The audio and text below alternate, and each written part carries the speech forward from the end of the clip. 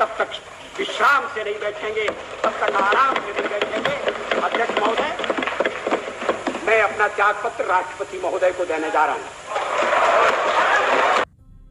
एक समग्र व्यक्तित्व वाली शख्सियत, उनकी वाणी के असाधारण शब्दों को सुनकर जन सामान्य उल्लासित होते रहे और उनके कार्यों से हिंदुस्तान का मस्तक ऊंचा हुआ।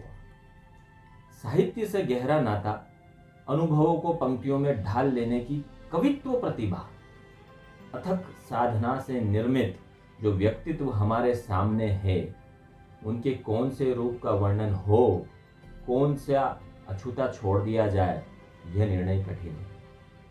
समग्र समेटना तो संभव नहीं, फिर भी उनका स्मरण आते ही उनकी सौम्य छवि आंखों में तैर जाती है। नमस्कार दर्शकों, अग्निधर्मा के विशेष प्रोग्राम में आपका स्वागत है। मैं हूं आपके साथ आशीष जैन। निष्काम कर्मयोगी अटल बिहारी वाजपेयी जी के 97वें जन्म दिवस पर उनकी असीमित व्यक्तित्व की छोटी सी झलक।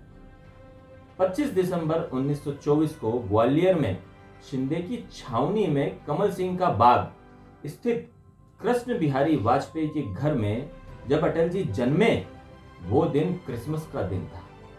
गिरजाघर की घंटियों के बीच अटल जी के घर थाली बजी। मध्यम वर्गीय शिक्षक के बेटे अटल जी को चरित्र का जो पाठ पढ़ाया गया, वह उनकी अंतिम यात्रा तक साथ रहा। 15 साल की उम्र में अटल जी संघ से जुड़ गए थे। नारायण राव तराटे उस वक्त ग्वालियर में प्रचारक थे। वाजपेयी जी के जीवन में सबसे महत्वपूर्ण लोगों में नारायण राव तराटे भी हैं।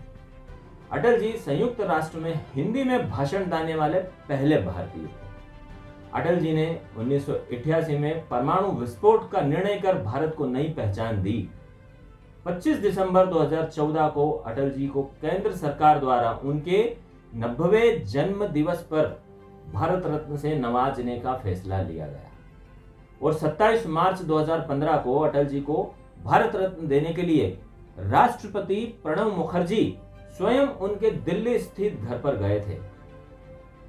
वाणी की ओजस्विता के साथ कलम की तेजस्विता का समन्वय अटल जी ने किया।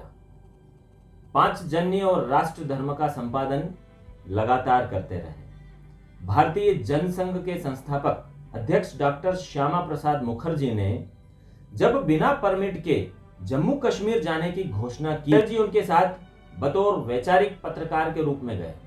डॉक्टर मुखर्जी को जम्मू कश्मीर के प्रवेश द्वार लखनपुर में जब पुलिस ने गिरफ्तार कर लिया, तो उन्होंने अटल जी से कहा, Vajpayee go back and tell the people of India doctor Mukherjee has entered Jammu and Kashmir without permit. Doctor Mukherjee की यह बात सुन अटल जी वहां से लौटे।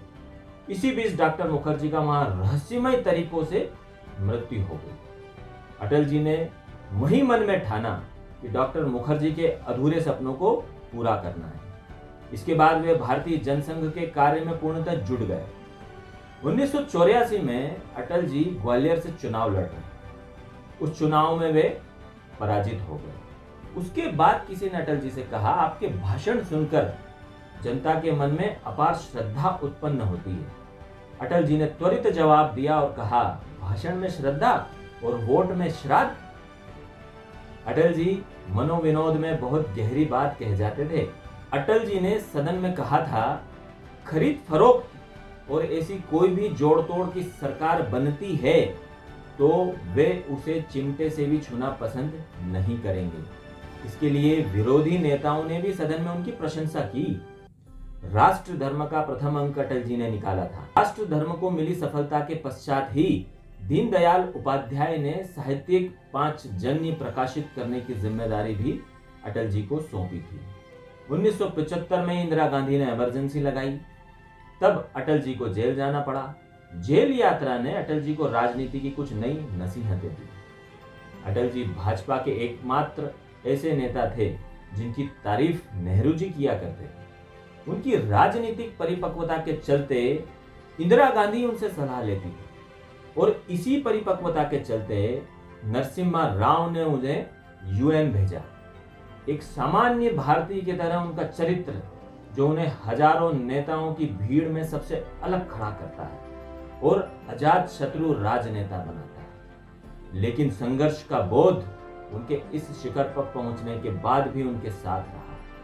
विपक्ष में रहकर सत्ता पक्ष के नेता इंदिरा गांधी को दुर्गा के रूप में सम्मान देने वाले अटल बिहारी वाजपेयी को न सिर्फ इंदिरा गांधी से बल्कि राजीव गांधी से भी पूरा सम्मान मिलता था, क्योंकि भारतीय राजनीति में एकमात्र अटल बिहारी वाजपेयी ही ऐसा नेता रहे जो सत्ता पक्ष और विपक्ष दोनों के लिए सम्मानीय रहे। सत्ता लोलुपता के ऊहापोह के बीच निर्विकार भाव से जन सेवा के लिए प्रस्तुत रहने का सामर्थ्य हर किसी में नहीं हो सकता। दलगत राजनीति के जंगल राज में अपने आप को निष्पक्ष रख पाना अत्यंत दुष्कर कार्य है। राजनीति के अजात शत्रु भारत रत्न से सम्मानित पूर्व प्रधानमंत्री अटल बिहारी वाजपेयी जी ने 16 अगस्त 2018 की शाम करीब 5 बजे 93 वर्ष की आयु में अपने गरिमापूर्ण